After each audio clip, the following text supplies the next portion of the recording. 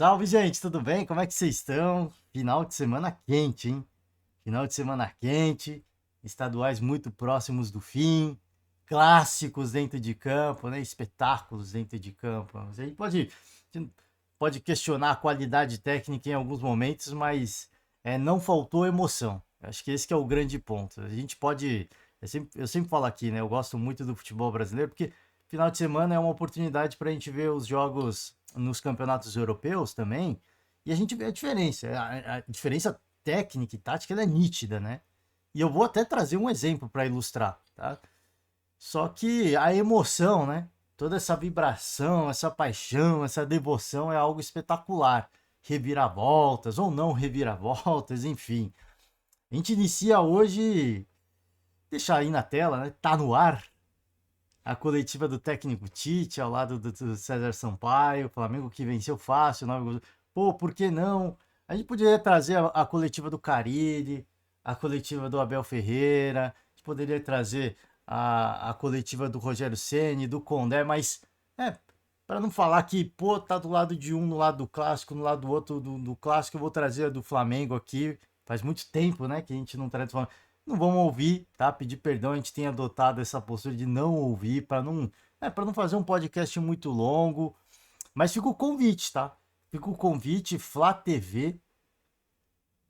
E a coletiva tá naquele vídeo da transmissão do jogo. Então, se você notar aqui, ó, já deixei no ponto da coletiva. Eu vou deixar na descrição do vídeo exatamente nesse ponto. Mas acompanhe, né? Se você quiser, você que é rubro-negro, quer reviver as emoções, acompanha toda a transmissão, né? A transmissão da Flá TV tá um espetáculo, né? O estúdio tá um absurdo, tá uma loucura, uma beleza de estúdio. E a transmissão, assim, de primeiríssima, de primeiríssima.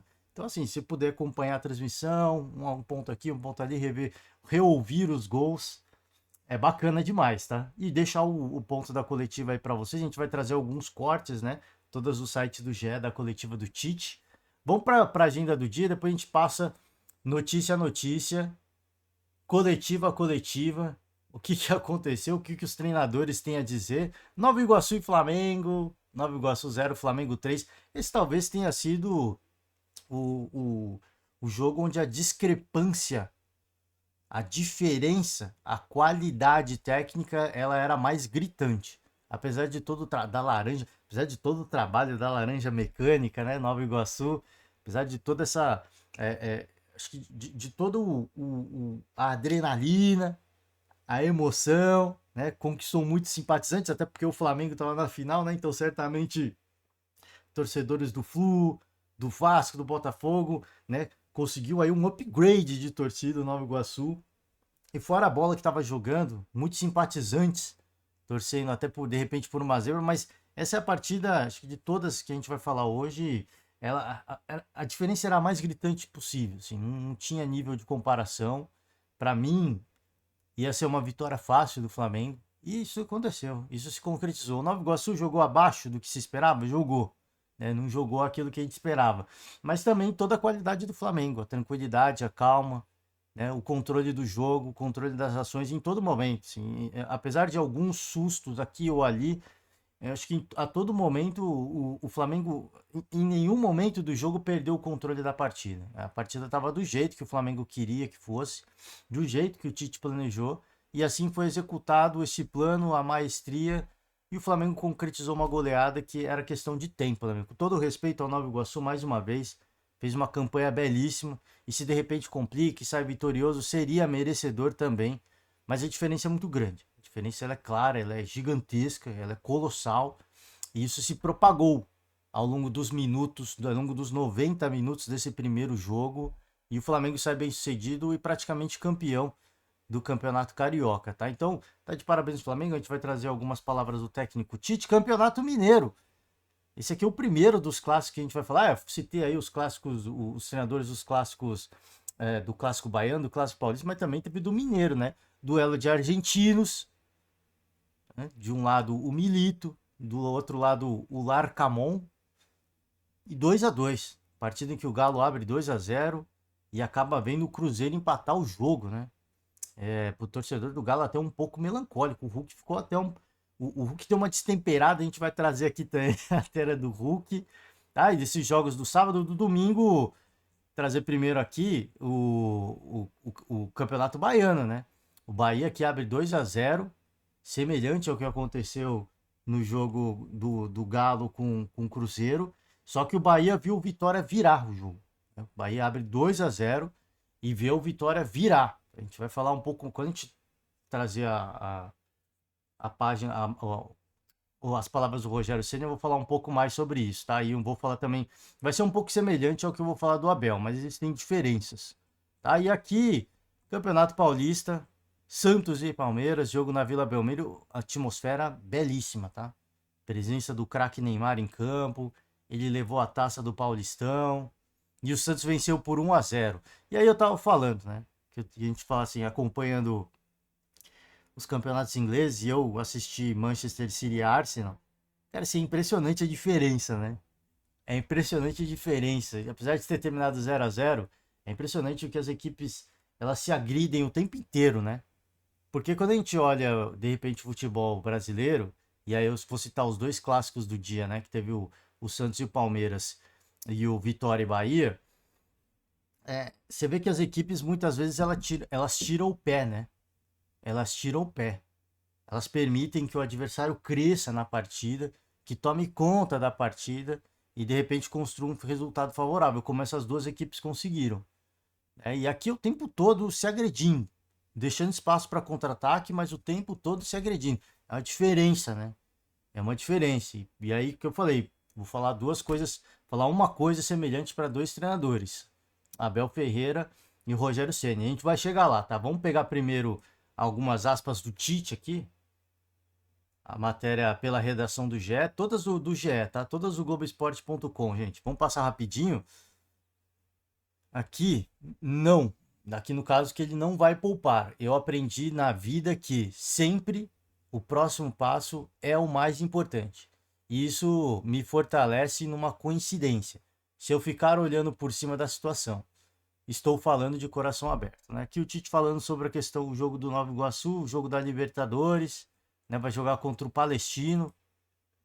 E Palestino dia 10, não, o primeiro jogo não é o Palestino não, né? É o Milionários, depois o... Bom, peço perdão aqui, gente. Eu não tô me recordando agora. Foi confronto do melhor ataque contra o terceiro melhor ataque, com opções ofensivas, com duas equipes que gostam de bola, gostam de jogo. O Carlos está muito de parabéns, mas não pouco, é muito. Falei para ele pessoalmente, falo de forma pública. A qualidade da equipe do Nova Iguaçu não é ao acaso. Tem trabalho. Não se chega. Acho que o Tite ele faz um elogio que é muito merecido, né? É muito merecido. Assim, tem trabalho, né? Não se constrói uma trajetória até um final de campeonato na cagada. Ainda mais derrubando gigantes, como foi derrubando o Nova Iguaçu. Isso tanto na fase de grupos quanto na fase de mata-mata. Então, tem trabalho, né? Eu acho que é uma citação, um elogio muito merecido, né? Só que a superioridade ela é inegável. Não tem como a gente fazer. Por mais que o Tite tenta valorizar deixar aqui a imagem do Tite, do professor, por mais que o Tite tenta valorizar o trabalho num nível de comparação, né? E como eu falei, isso ao longo dos 90 minutos foi uma questão de, assim, de apenas propagar aquilo que todo mundo já sabia, né? Aos poucos aquilo foi tomando conta e o Nova Iguaçu também foi se dando conta e chegou um momento que não tinha mais volta, né? Então tá de parabéns, Flamengo. Fez valer. Eu acho que esse que é o ponto, porque muita gente vai minimizar, né? Ah, adversário fraco, não tem como. Final mais fácil de todos, mas o time tem que fazer valer. O time tem que fazer valer. A gente tem Atlético Mineiro e Cruzeiro, que apesar da grande rivalidade, existe uma disparidade muito grande ainda, né, em termos de elenco. Em termos de elenco. Porque a questão do planejamento de futebol é semelhante, é caótico. Mas em termos de elenco, existe uma diferença muito grande ainda. Se a gente falar de Santos e Palmeiras, existe uma diferença colossal em todos os quesitos. Em todos. Talvez menos na comissão técnica, que o Fábio Carelli é um técnico extremamente competente. Mas fora isso, existe uma discrepância gigantesca. E a mesma coisa vale pro Vitória e Bahia. A diferença é muito grande, né? Questão de orçamento, de planejamento, tempo de trabalho, enfim. Eu acho que tempo de estrutura de trabalho, né? Acho que sim, tem uma diferença brutal. E apesar da rivalidade, se você não fazer valer a sua qualidade dentro de campo, você vai ter dificuldade. E muitas vezes isso pode vir de forma doída, que no caso é a não conquista do título. Tá? Então o Flamengo não deu qualquer chance ao azar. Tem que ir lá, tem que fazer promessa. Pô, 2 anos atrás, se eu não me engano, a Libertadores, grupo do Palmeiras. O grupo do Palmeiras também fácil, só tem galinha morta. Palmeiras goleando todo mundo. Também o adversário. Assim, não é questão do adversário, é você ir lá e golear. A gente viu tantas outras equipes, e naquela mesma temporada, por exemplo, o Flamengo não goleou da forma como o Palmeiras goleava. E a gente entendia que o Flamengo tinha um elenco muito superior a tantas outras equipes na fase de grupos. Então, assim, uma coisa é ter a diferença, outra coisa é você fazer valer a diferença. E o Flamengo fez valer. Né? Não deu qualquer chance. E agora dá para poupar, apesar do Tite fazer dar uma passadinha de pano, né? Não, o próximo jogo, o próximo passo é sempre o mais importante. A Libertadores, neste momento, será a prioridade, né? Até em função do placar construído, o jogo da volta é uma situação extremamente confortável, né? O Tite já dá para, né, alinhar com o departamento médico, poupar um jogador ou dar um pouquinho mais de minutagem para outros atletas. Eu acho que esse é o caminho, tá? Tende a ser o caminho. Sobre Landim e Gabigol, né, deixou a renovação para o final do ano e assume o risco de perdê-lo de graça, né? Isso é por conta da suspensão. A suspensão, nesse caso, gente, eu tava ouvindo alguns especialistas. Se o Gabigol for. Com a suspensão do Gabigol, o contrato dele, né? Não é o contrato. É como se o contrato do Gabigol fosse congelado, né? Como se o contrato dele fosse congelado. E ao final do período, né, de punição, ele, né, soma-se o tempo que ele ficou, que ele ficou afastado, né? O vínculo com o clube. É, né? Como se ele tivesse entrado no limbo temporal, né, nesse período de doping, e o contrato não é que ele é estendido, ele só é executado a partir daquele momento, porque ele ficou um tempo sem servir o clube, né? Então, pelo que eu tava ouvindo, é isso. Eu não sei como é que é de fato, tá, gente? Peço perdão aqui por não apurar de forma certinha. Eu acho que eu ouvi foi do Mauro César, se eu não me engano. Não tenho certeza. Eu peço perdão aqui pro Mauro se não foi palavras dele. Mas se eu não me engano, foi ele que disse que essa questão, né? Se ele sofreu a posição, ele já tá, né? Já tá punido, já tá suspenso. Então é como se o contrato dele fosse congelado, né? Ele entrou num limbo e depois, quando ele voltar, vai continuar o contrato a partir do ponto em que ele parou, né? Que ele foi suspenso. É mais ou menos isso. Mas o Flamengo não vai negociar a questão de vínculo contratual, de estender o contrato, um novo vínculo até 2028, porque, né, por todas essas questões, né? Por todas essas questões. Acho que assim, é uma somatória de fatores. Ele é um atleta icônico no Flamengo, isso é inegável. Um dos maiores ídolos do Flamengo após Zico. Isso dito por próprios rubro-negros, tá? Próprios rubro-negros. Eu citei o Mauro César, mas tem o Ricardo Maurício Prado também. Todos eles citam, todos eles são unânimes nessa questão, né? De ser um dos grandes ídolos, não o maior, mas um dos grandes ídolos após a era Zico, né? E apesar de ser icônico, nos últimos tempos tem sido muito perseguido pela torcida. A gente sabe que ele não tem um relacionamento muito amistoso, coisas do passado, não sei como tá hoje, mas não tem um relacionamento muito próximo com o técnico Tite. Então pode ser que o vínculo dele não seja estendido. Um atleta que entrou na mira do Corinthians, recentemente gerou-se um certo rebuliço, mais uma vez por a questão Palmeiras, né?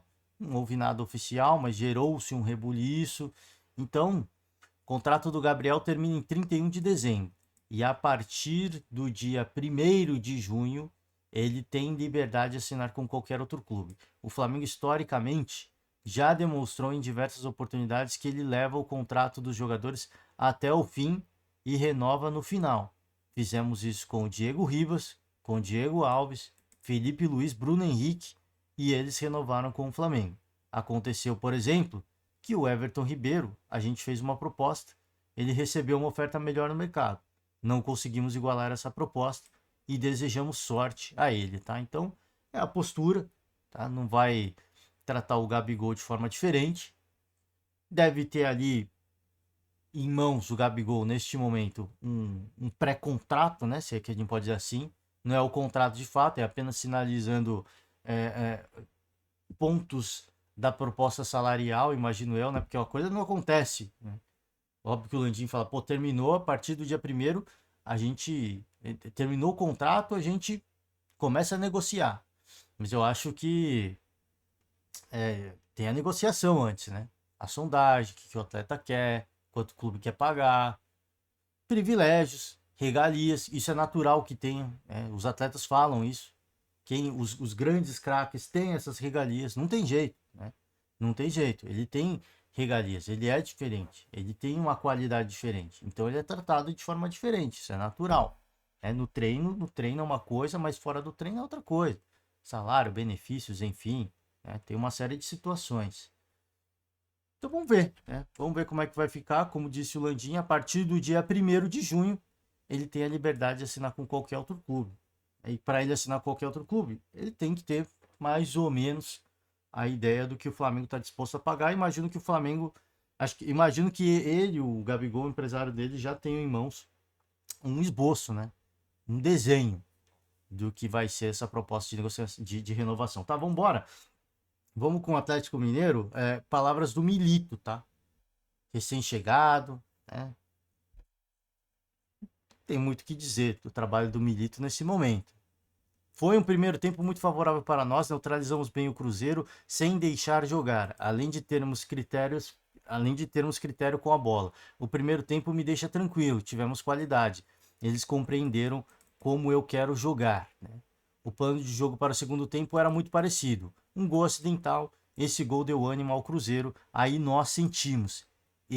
Até esse momento, o rival não tinha criado nenhuma situação. Pouco a pouco perdemos a intensidade do primeiro tempo. Por isso as modificações. Para ter maior frescura nesse setor de campo. De nenhuma maneira imaginamos que na última bola iam marcar, tá? Acabou sendo punido.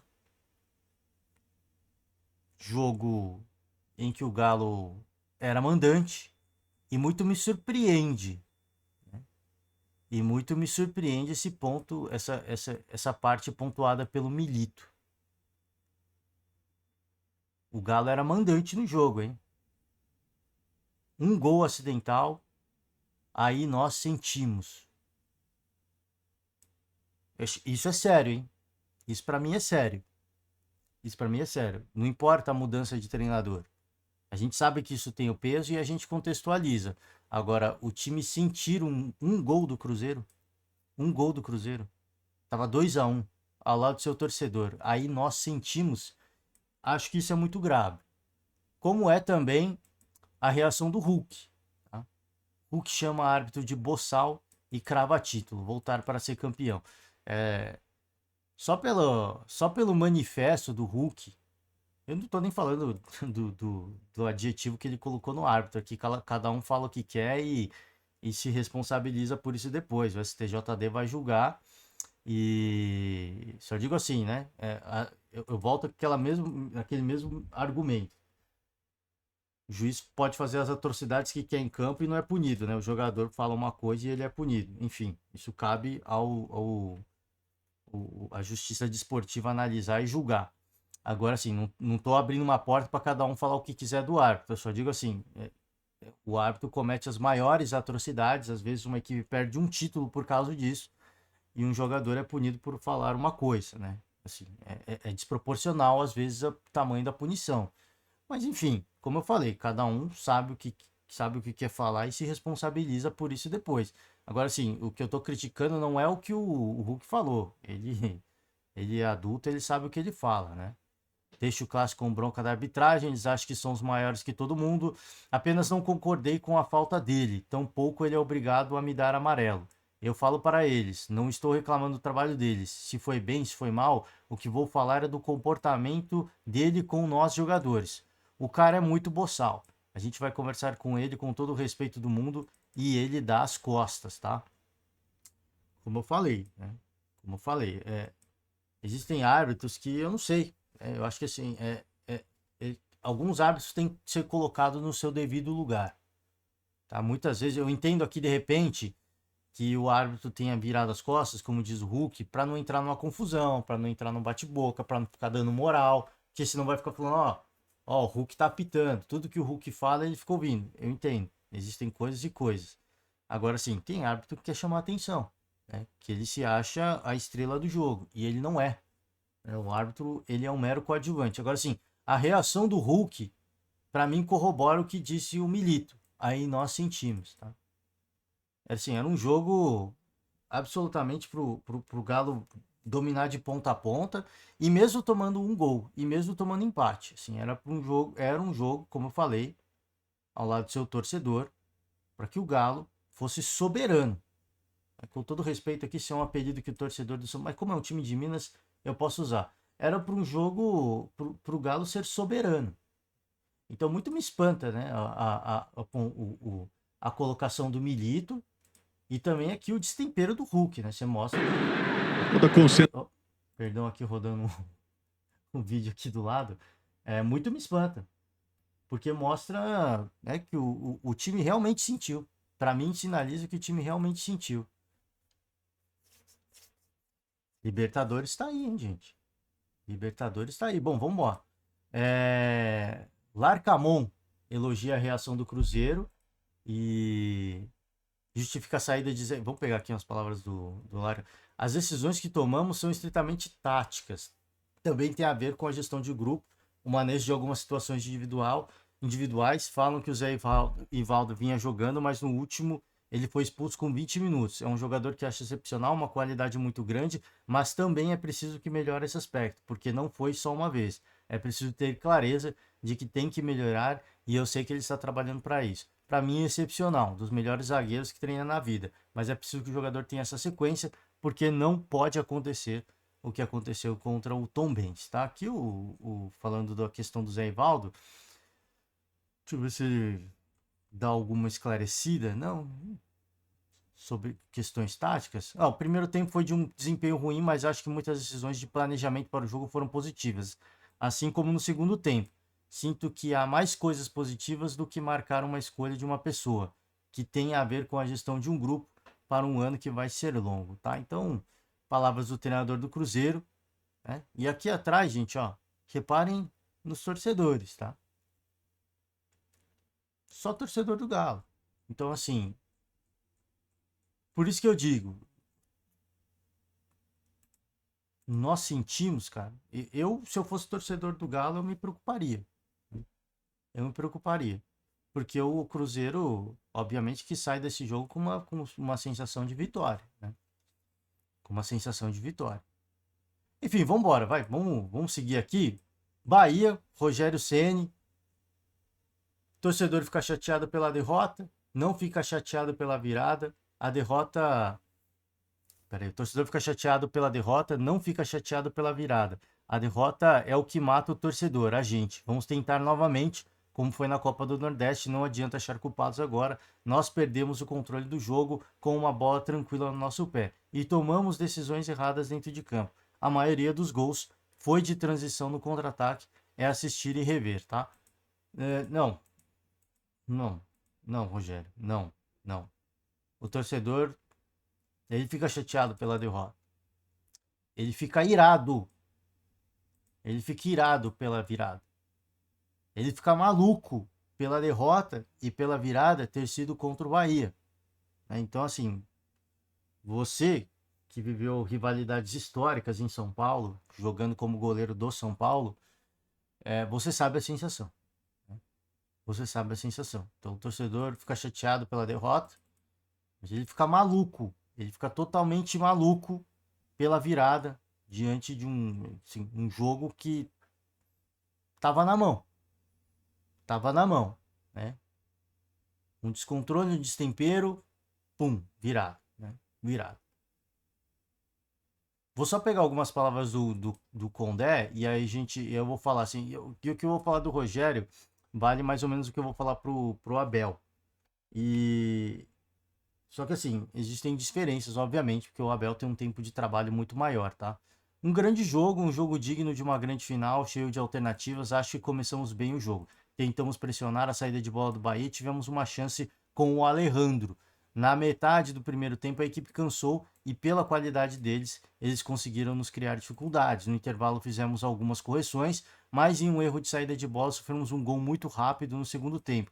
E isso atrapalhou um pouco nossos planos. Mas a gente continuou buscando, agredindo a equipe do Bahia. Era o momento de arriscar, aí tirei um volante e coloquei mais um atacante. Logo que o Matheus entrou, a gente acabou sofrendo o segundo gol. É estranho, porque assim, ele coloca que. Cadê? Tentamos pressionar a saída de bola, tivemos uma chance. Na metade do primeiro tempo, a equipe cansou. Né? Isso aqui é uma coisa assim. E no final do jogo, a equipe descansou, né? A equipe descansou. Eu não sei, então assim, a equipe cansou no primeiro tempo, aí veio o intervalo, estava cansada ainda no segundo tempo, né? E aí de repente do nada, a equipe descansou ali, teve um descanso mental, quando via que a derrota estava chegando e de repente o time joga o que não jogou a partida inteira, né? É curioso porque assim, não é uma crítica ao Bahia e ao Condé, é assim, é uma questão que eu me pergunto, né, das coisas do futebol, tá? Das coisas do futebol, porque eu estava citando aqui, né, Manchester City e Arsenal. Como a gente vê intensidade, pegada, os 90 minutos. É o tempo inteiro, os caras se agredindo, buscando gol, avançando, marcando adiantado, avançando as linhas para recuperar a bola rápida, é o tempo inteiro, né? Existem diferenças, né? Existem diferenças, mas assim, a diferença ela é brutal, assim, com o que a gente vê no futebol brasileiro. Ela é brutal. E assim, falo isso pelas palavras do Condé, né? Que a equipe cansou. A equipe do Bahia também sentiu muito no segundo tempo, né? Sentiu muito. Assim. A equipe do Galo sentiu muito no segundo tempo. Há uma queda, assim, é uma queda que ela é perceptível, ela é notável, ela é gritante. E aí a gente não sabe se é porque os jogadores se acomodam, se é porque que a equipe cansou, como diz o Condé, ou se é porque o treinador deliberadamente decide adotar essa postura de baixar as linhas e ceder espaço ao adversário. A gente não sabe o porquê, tá? Acho que é uma conjunção de fatores, momento e tudo mais. Né? Decisão dos próprios jogadores, o treinador fala para baixar as linhas, aposta num contragolpe, aposta numa transição rápida. Eu acho que é uma somatória de fatores. Agora sim, você está ganhando um jogo de 2-0 contra um grande rival, tá? Fora de casa. Você está ganhando 2-0 contra seu maior rival fora de casa. Eu me pergunto assim, porque a gente elogia os treinadores, né? O Rogério Ceni é um cara que eu elogio muito, é um cara que pensa muito a tática de jogo, é um cara que pensa muito a tática do jogo. Então ele tem uma identidade que ele tenta pôr nas suas equipes e muitas vezes ele paga caro por isso, como aconteceu dessa vez. Ele tem um jeito dele pensar o jogo dele.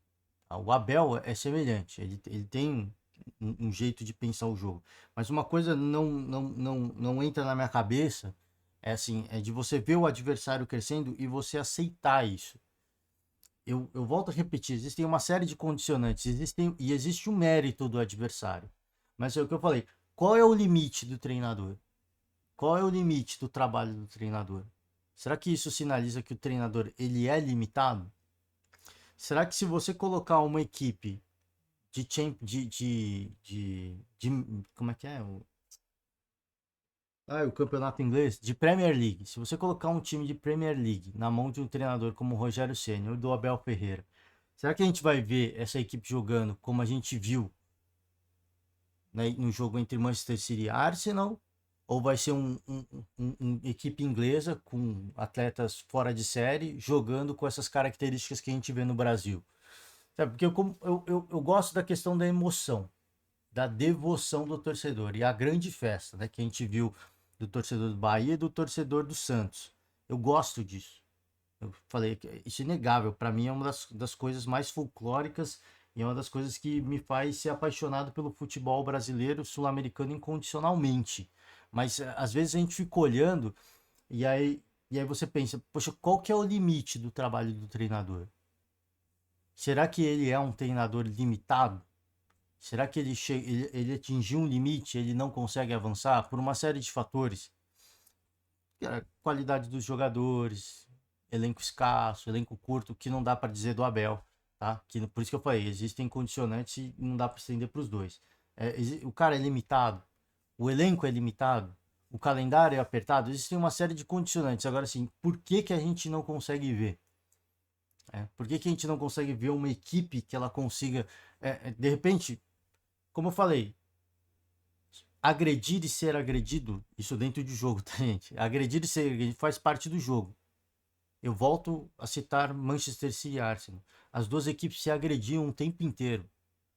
Não é um jogo de uma equipe que sofre calada. Você tá entendendo? Existem mudanças. Você vê, o Bahia marca 1, marca 2. Aí o Vitória tá sofrendo calado. E de repente a chave muda. E o Bahia começa a sofrer calado. A mesma coisa aconteceu no jogo do Santos e Palmeiras. O Santos agredindo, batendo, batendo, batendo, batendo. Palmeiras sofrendo calado. Palmeiras sofrendo calado. Batendo até que saiu o gol. E aí a coisa muda. Aí se inverteu. Aí o Palmeiras bate, bate, bate. O gol não saiu. Né? Mas agrediu, bateu. E o Santos sofrendo calado. Então essas coisas que eu não entendo. Porque assim, se é uma equipe que ataca, a outra sofre, depois logo na sequência a outra ataca, a outra sofre, você tem um entendimento. São duas equipes que estão numa intensidade, numa rotação, numa frequência diferente, estão se agredindo o tempo inteiro. Mas é essa questão de você permitir que o adversário te agrida e você fica sofrendo calado. O Carille chegou agora no Santos, não tem o que falar. Né? Não tem o que falar do Carille. Então, pô, como é que o Carille. Assim, agora o Rogério Ceni não tá agora no Bahia. Ele cita mais uma vez a questão, né, do elenco curto. Eu não acho que é desculpa. É a desculpa que ele dá. Eu não acho que é desculpa. Mas enfim, né? Porque uma coisa assim é o trabalho técnico, outra coisa é o trabalho tático, outra coisa é o trabalho físico. Tá? O cara pode ser perna de pau. Mas se você tiver tempo de trabalho, você consegue colocar o cara bem postado taticamente. E se você tiver um bom departamento de fisioterapeutas, enfim, de preparadores físicos, o cara tem que aguentar os 90 minutos. Então, para mim, não é desculpa. Tá? O cara pode ser ruim, caneludo, ele não vai marcar gols. Ele vai ter dificuldade com o passe. Ele vai ter dificuldade com o chutão. Mas para você marcar, para você adiantar uma marcação, para você antecipar uma bola, isso é postura tática dentro de campo. E o Rogério Ceni é um cara que a gente elogia muito por essa questão tática. E o Abel Ferreira também. Então, muito me questiono essas coisas. Assim, qual que é o limite do trabalho, né? A gente fica com essa questão, né? Com essa questão. Bom, vamos embora. Vamos de Carille. Vê vantagem importante do Santos, mas prega a humildade e respeito ao Palmeiras, né? Que é o atual bicampeão. Estamos enfrentando um dos melhores times dos últimos anos. Temos que ter humildade e respeito, uma vantagem importante. Mesmo a mínima é importante. Saí, sim, do jogo da terceira rodada e falei para todos que estavam no vestiário que eu gostaria de chegar na final com o Palmeiras. Vamos continuar com humildade para melhorar o que temos que melhorar e, quem sabe, buscar o título lá dentro. Não foi raiva do Palmeiras, nada disso. É um time que está há 4 anos juntos, queria enfrentar o melhor. Os dois melhores chegaram. Não imaginava que seria o Santos, mas na oitava ou nona rodada começamos a dar uma resposta muito legal. O grupo cresceu e respondeu, né? Antes do jogo teve aquela, aquela reunião cordial, né? Na Federação Paulista, lá que vai o Abel Ferreira, vai um jogador do Palmeiras, um jogador do Santos, e foi o Fábio Carille, né? E eles se elogiaram muito. O Abel elogiou muito o Carille. Foi bem amistoso, né? Foi bem legal, assim, ver dois treinadores rivais se encontrando e se respeitando, né? Em altíssimo nível, né? E o Carille falou àquela altura que queria pegar o Palmeiras. Só que ficou no ar, pô. Né? Será que ele queria pegar para dar o troco e tal? E ele falou, não, queria enfrentar o melhor. Eu acho que tem que ser assim, a mentalidade do Carille é perfeita. Você tem que querer enfrentar o melhor, porque na Série B você vai encontrar uma série de dificuldades. Sim, quanto antes eu pegar os melhores, enquanto eu ainda tenho oportunidade, melhor para mim. Mais preparado eu vou estar. Então acho que assim, não tem nada de, né, de criar, meu Deus, soberbo. Não, nada disso. Eu acho que ele quis pegar de fato o Palmeiras porque era o adversário mais difícil, mais enjoado, com mais qualidade. E vencer o Palmeiras, de repente até conquistar um título, não significa nada em relação o Santos é melhor que o Palmeiras. Não, significa que o trabalho está no caminho certo. Significa que o trabalho está no caminho certo. Então é isso que eu acho que o Carille quer testar. A gente veio aqui, começamos a trabalhar, tivemos as nossas desconfianças, hoje estamos confiantes. Só que para a gente ter certeza que o trabalho está na direção certa e está se consolidando da forma como eu imaginava, a gente precisa enfrentar um adversário de Série A. A gente precisa enfrentar o atual bicampeão da competição. Independentemente do que aconteça, se a gente enfrentar de forma honrosa e cair de cabeça erguida, eu vou ter a convicção de que o trabalho está virando, de que o trabalho está funcionando, que não é só um momento, né? Não é só um momento, é o planejamento e o trabalho que está se consolidando. Tá? Então acho que essa é a ideia do Fábio Carille sobre o Abel, né? Mais uma vez o Abel vai ter que fazer escolhas difíceis, né? Primeiro jogo do Campeonato Paulista, Palmeiras perde, estreia na Libertadores. Qual que é a decisão que o Palmeiras vai tomar? O ano passado, o Palmeiras teve que abrir mão do primeiro jogo da Libertadores por conta de uma derrota acachapante no primeiro jogo do Campeonato Paulista. Mais uma vez, uma derrota, uma atuação questionável do Palmeiras até o gol do Santos. E agora vai ter que lidar com a questão da Libertadores. Muito provavelmente vai poupar, né? E são pontos importantes, porque o Palmeiras hoje pega um grupo difícil na Libertadores. Vamos lá, palavras do Abel. No próximo domingo, no Chiqueiro, a gente joga com apoio e vibração dos nossos torcedores. Somos o time da virada e do amor, e isso é o que queremos ver no domingo. Infelizmente, tem um jogo no meio de semana e vemos que um dia de preparação faz muita diferença. Hoje vimos a força da torcida do nosso adversário, agora vamos ver a força dos nossos. Bom, eu acho importante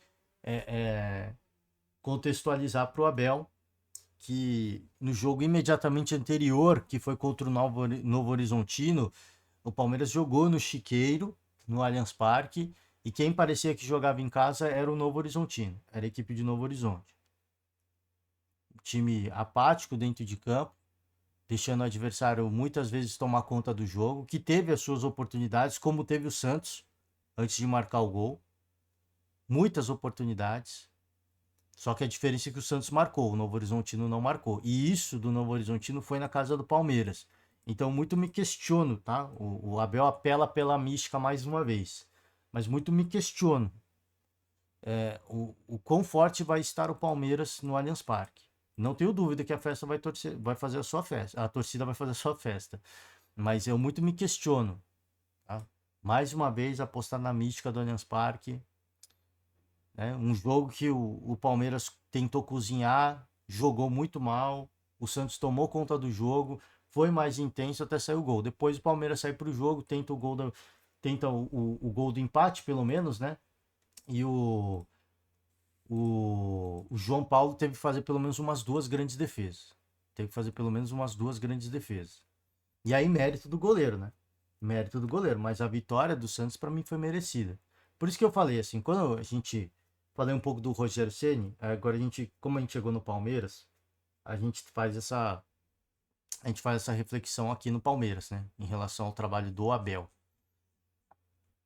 Qual que é o limite do trabalho do Abel? Né? Ele é um treinador que eu já elogiei várias vezes e eu sigo admirando o cara como treinador, né? É um cara que é um aficionado, ele é viciado por trabalho, um tarado por títulos, com todo o respeito da palavra.